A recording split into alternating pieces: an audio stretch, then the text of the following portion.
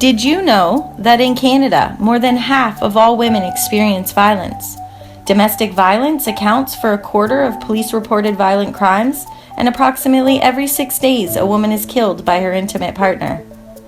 While Canada has made progress in addressing spousal violence, a form of domestic violence which includes physical and/or sexual violence by a current or former spouse or common law partner, with many substantial changes since the early 1980s to legislation, policy, and practice, which have improved the criminal justice system's response to spousal violence, unfortunately, these changes fall short. The prevalence of spousal violence continues to be alarming, with an estimated $7.4 billion in related costs that burden the social, financial, and health infrastructures in Canadian society. However, this doesn't have to be our reality.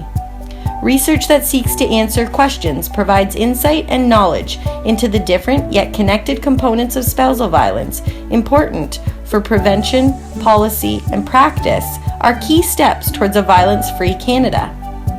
Dr. Betty Barrett's research project exemplifies this type of research.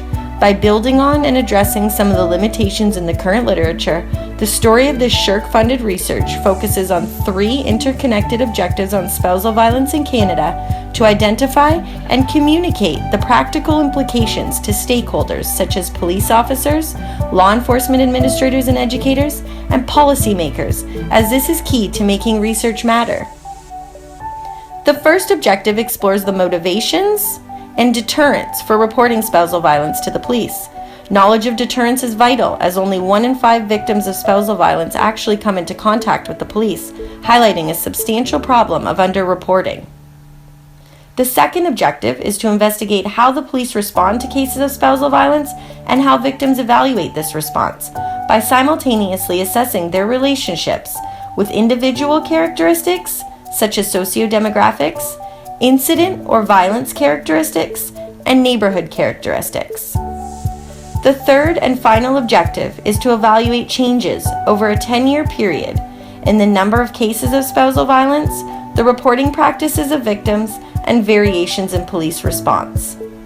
Given the immense costs and consequences of spousal violence, the knowledge from and practical implications of this research project and others like it are instrumental if we want to eliminate violence.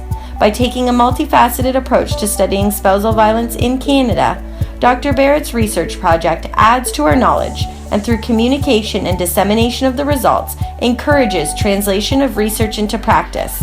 This characterizes how SSHRC-funded research can make a difference in the lives of Canadians.